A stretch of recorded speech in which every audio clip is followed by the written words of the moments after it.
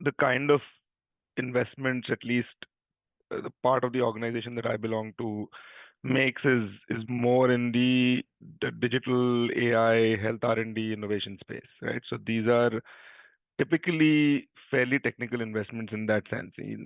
Evaluation is relatively mathematical because you're typically lowering the cost of something or increasing access to something, or there's a very clear number that you're moving in some sense, right? So and there's a clear cost point at which you want to move that number, and so evaluating something becomes relatively very easy. And so therefore, I feel like we are blessed to be suffering from less of this concern around slop overclogging an evaluation pipeline, because no matter how much slop you put around the numbers kind of work out for themselves, and it's very easy to extract numerical data from any amount of context, right? So you essentially, if you have an LLM, you throw in and you get what is the numerical story here, and that's pretty straightforward to shim it down.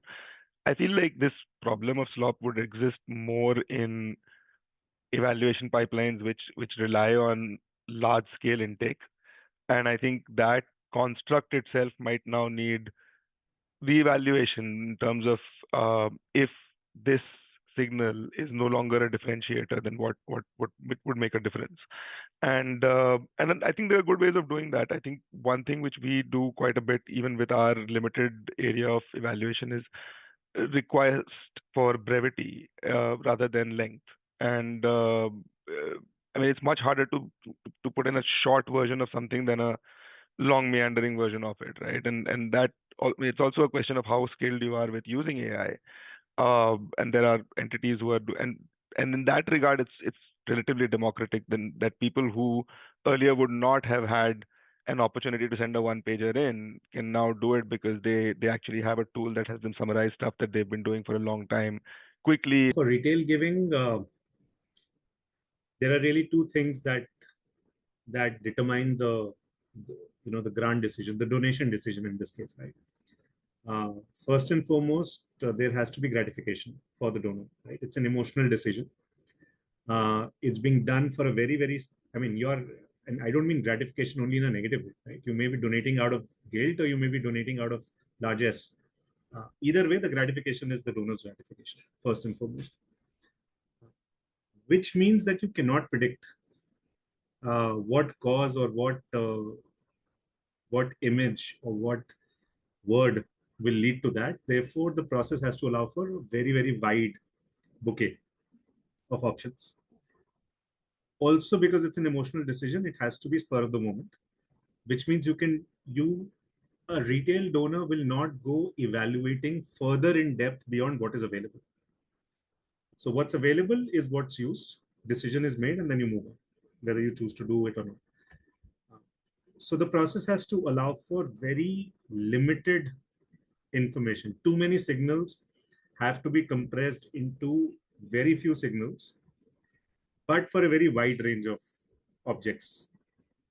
And that allows a faster decision for the actual donor. And the process for that really is therefore of defining a threshold and not trying to find the best. Everybody above a threshold is good. Then beyond that point, it's only a measure of who connects with who.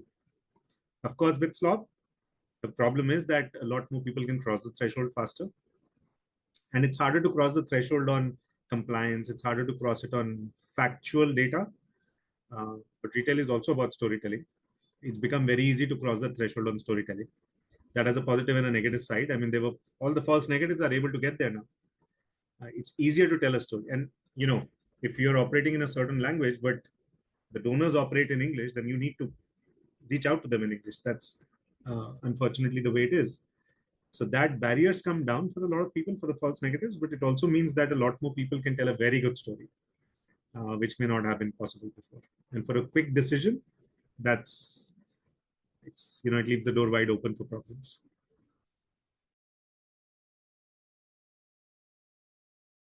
Our challenge with the retail fundraising side is that because it's gratification led, the indices and indicators are also gratification based. So, in the sense that I may do a project which doesn't move groundwater levels, But if I'm able to tell a story about a single woman with a goat very effectively and show that picture very well, in a sense, that has no differentiation from I raised groundwater levels in the district. You know what I mean? So, in a sense, there's a challenge that people like us who are, sellers of science-based interventions struggle with when it comes to retail fundraising.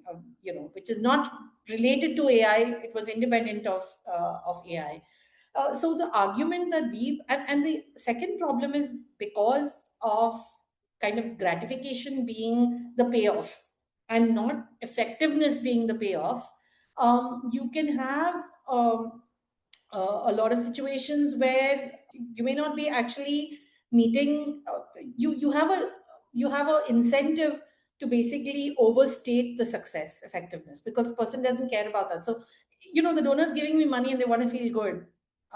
So what I want to give them is feeling good and not actually having solved the problem. But it was because the entire set of indicators was based on gratification.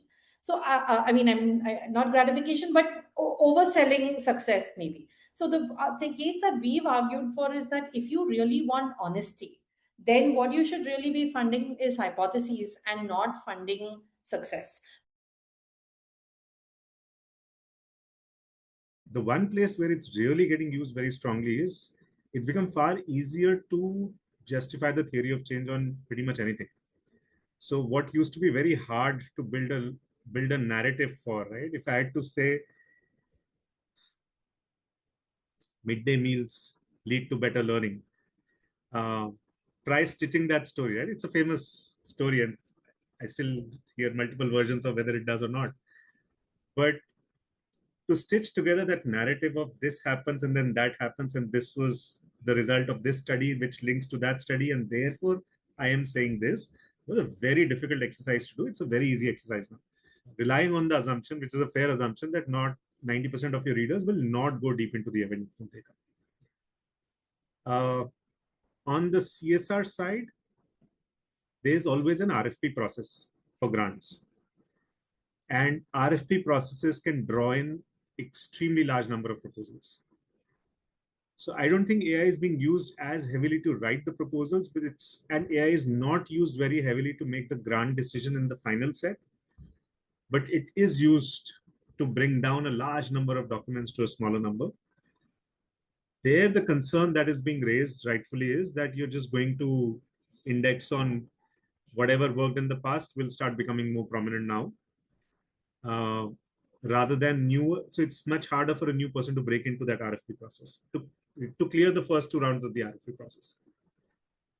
Because if you're giving signals of what was selected in the past or what the strategy was last year or what has worked well in the past or any of that, then that is going to go against a new person or a new way of doing things as compared to an experienced person reading through it and then making that call. Since you're generators of slop, I don't know whether I'm as objective, but I would say that, and I'm therefore going to say something positive about AI. From as a grantee, one thing that we would really struggle with is endless rewriting and reporting stuff. So, for example, we had a donor that just yesterday was asking, like a 400 cell Excel spreadsheet to be filled in on something, right? We've got a roadmap and we're really targeting very specific hypothesis that we are pursuing. So we're not basically sending hundreds and hundreds of proposals, but what often happens is you're sending the same proposal because we know what we want to do, many different people, and all of them have slightly different formats and slightly different RFPs. And so from our perspective, it's just saving us a ton of time kind of repurposing our existing proposals to target different types of donors, because like I said, what we want to do is the same. So from that was probably experienced as slop by the funder, but for us it seems a much more efficient way of doing things. And I think that I would much rather my team spend their time seriously thinking about learnings and documenting that really, really well, but then having the report generation itself be done by AI. It is a very real problem because it is less of a problem in institutional grant making because the processes do require fairly significant interaction before a decision is made. So you might leave out a deserving person, but it's not common to end up giving a grant to somebody who's not deserving because there's just way too many steps to the whole thing. But in retail, there's always been fraud in retail. Uh, there are enough stories about people coming and getting you to. We see receipts with our names on it, which we've never issued, doing the rounds, right? And it's just so much easier to build all of that now. So the ease with which you can tell an emotionally strong, convincing story to a donor who's looking for a quick decision is just become very, very easy. It's no different from every other form of impersonation or inaccuracy going on social media. We are a tiny little category and in very, very large market. It's literally like you walk into a mall and we are worrying about integrity issues in the smallest shop in that whole floor, when the whole floor is full of nothing but integrity issues, right? So that's the reality of online giving at this point of time. I think there is some correlation between, firstly, this is already true. Agentic AI is just going to make it more so, and I think Sumit said that as well. I think there is some correlation between an organization's ability to tell stories and record and maintain a digital presence and their fundamental systems, maturity of systems to absorb capital and deploy capital.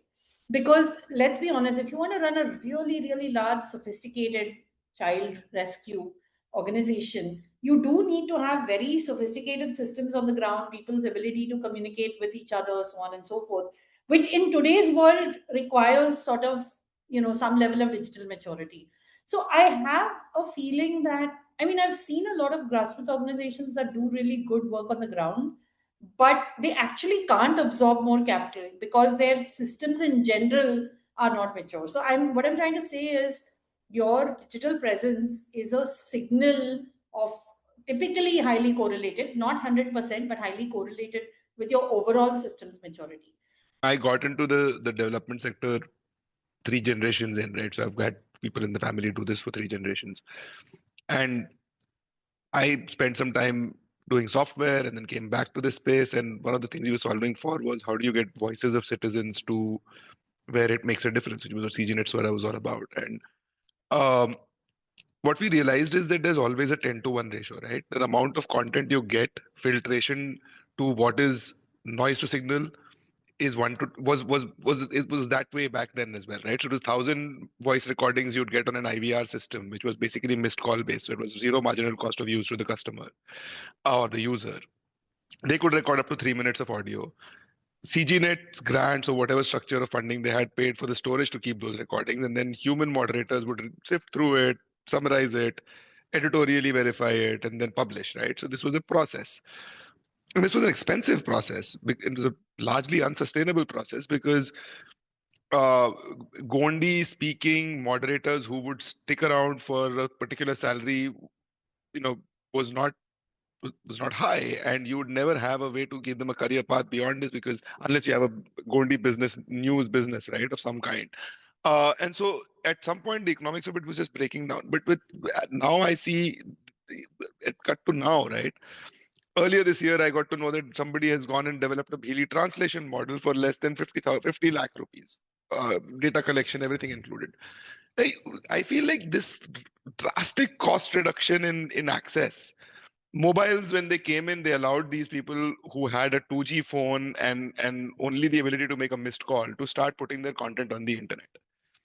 Obviously, some of it was not content that was but if you think about what is slop versus what is not slop, right? I mean, Instagram and influencers and that entire economy, not all of us find the same influencers interesting. And that is precisely the point, that there is no, the gratification of donor requirements could be in many ways, shapes, and forms. And if there are those, if that transaction value cost can be reduced for the entire ecosystem through this, then I think it will go in the direction of more people closing out. I mean, ultimately, the influencer economy is driving household incomes for a lot of people, many of them women. And if that ties into some way how the donor philanthropy world thinks, I mean, it just could be that that's the direction of travel. It's entropy and latency driving a lot of this.